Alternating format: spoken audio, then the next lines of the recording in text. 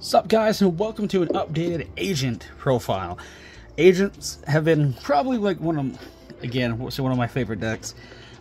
They're a super cool mechanic, and for a while they were actually kind of like one of the I wouldn't say best decks, but they were definitely a top contender, honestly.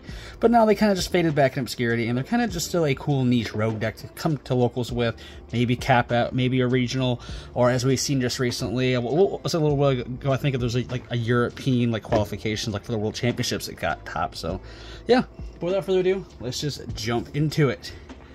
We're gonna go through the ancient stuff. Of course, we have 3 Earth. This is like your bread and butter, your Stratos for the deck, pretty much. Of course, we have Neptune. Neptune is a good one that came out of Ghost of Past 2, which, God, it's been forever since that came out. So Neptune is definitely like one of the, basically a creative card for this deck that it really kind of needed. See, I did run 2 Neptune, but 2 Uranus. It's just a generic good extender when you have Sanctuary in the field, which mostly you will. And it's just a cool, just a cool little deck. A plus level 5 tuner helps you go in your synchro plays. Of course, we have the Venus. This is just, yeah, say balls for days.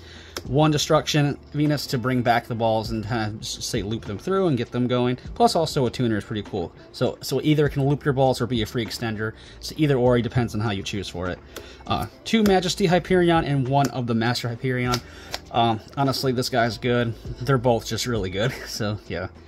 Of course, we have the 3 Shine Balls. These, basically, if you play Lightsworn, Wolf, this is your Wolf, basically. So yeah. But yeah, that's it for, the, say, actual agent monsters. Now we're going to get into, the generic fairy support, which, oh boy, there's a lot of it. Generic fairy support, we're going to start with, of course, Diviner.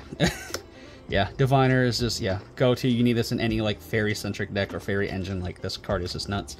Our main deck hand trap, Herald of the Orange Light. Insane card. Card's back at 3 now, so why not? Card that we did get off the ban list recently, Ava. Honestly, Ava is just really good.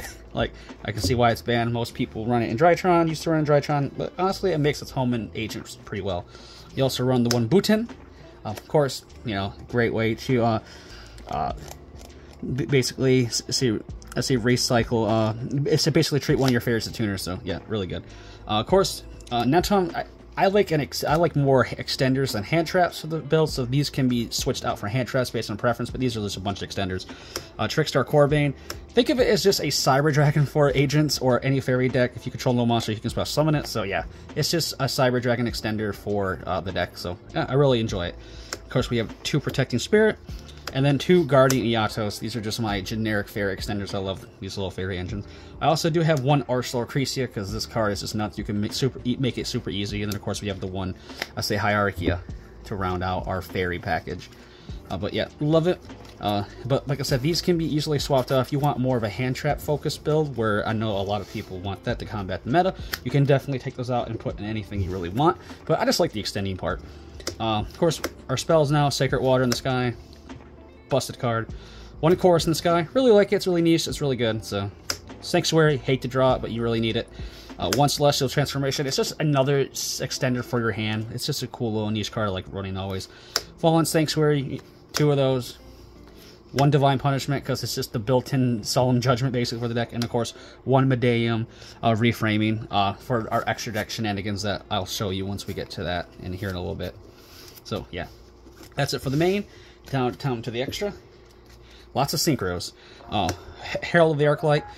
Run it. Honestly, there was a part of me that really wanted to run a Herald Ritual package in this deck, but I ended up cutting it because really thought it was a little more too niche, but it's still really cool. So, but this helps incentivize the searching of it, because fairies are searchable. This helps you get this say ritual spell. So that's something I always tossed around.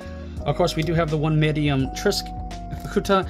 It's a level 6 tuner synchro when you make it, so you opens up your options a little bit more. Also, you're allowed to special summon.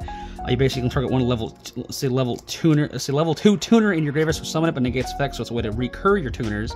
Then also you can target any number of tuners you control, change their levels to 2, but it also locks into synchros, so be mindful of that. But mostly we make synchros.